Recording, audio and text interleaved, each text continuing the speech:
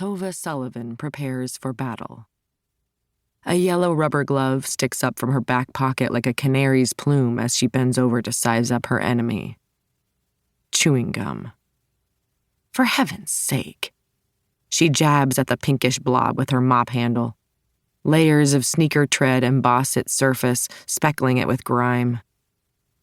Tova has never understood the purpose of chewing gum, and people lose track of it so often. Perhaps this chewer was talking ceaselessly, and it simply tumbled out, swept away by a slurry of superfluous words. She bends over and picks at the edge of the mess with her fingernail, but it doesn't budge from the tile. All because someone couldn't walk 10 feet to the trash bin. Once, when Eric was young, Tova caught him mashing a piece of bubblegum under a diner table.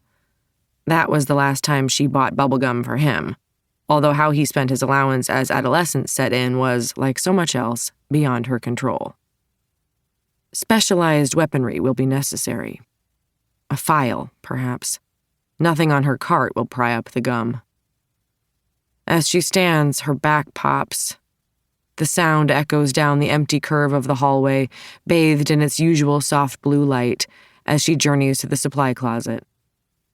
No one would fault her, of course, for passing over the blob of gum with her mop. At 70 years old, they don't expect her to do such deep cleaning. But she must, at least, try. Besides, it's something to do. Tova is Sowell Bay Aquarium's oldest employee. Each night, she mops the floors, wipes down the glass, and empties the trash bins. Every 2 weeks, she retrieves a direct deposit stub from her cubby in the break room. $14 an hour, less the requisite taxes and deductions. The stubs get stashed in an old shoebox on top of her refrigerator, unopened. The funds accrue in an out-of-mind account at the Sowell Bay Savings and Loan. She marches toward the supply closet now, at a purposeful clip that would be impressive by anyone's standards, but is downright astonishing for a tiny older woman with a curved back and bird-like bones.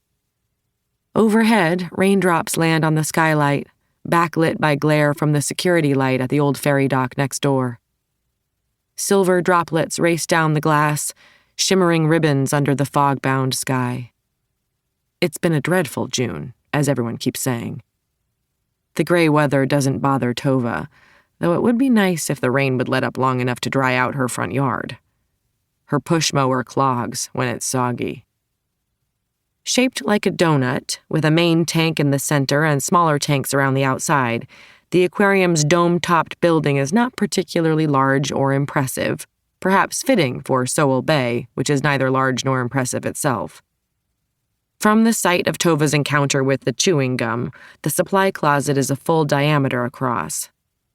Her white sneakers squeak across a section she's already cleaned, leaving dull footprints on the gleaming tile. Without a doubt, she'll mop that part again. She pauses at the shallow alcove with its life-sized bronze statue of a Pacific sea lion. The sleek spots on its back and bald head, worn smooth from decades of being petted and climbed on by children, only enhance its realism. On Tova's mantel at home, there's a photo of Eric, perhaps 11 or 12 at the time, grinning wildly as he straddles the statue's back, one hand aloft like he's about to throw a lasso. A sea cowboy. That photo is one of the last in which he looks childlike and carefree. Tova maintains the photos of Eric in chronological order.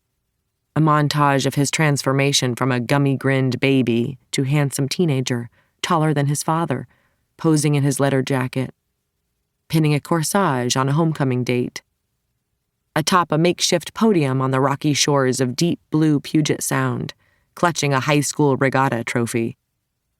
Tova touches the sea lion's cold head as she passes, quelling the urge to wonder yet again how Eric might have looked now. She continues on, as one must, down the dim hallway. In front of the tank of bluegills, she pauses. "Good evening, dears." The Japanese crabs are next. "Hello, lovelies." "How do you do?" she inquires of the sharp-nosed sculpin. The wolf eels are not Tova's cup of tea, but she nods a greeting.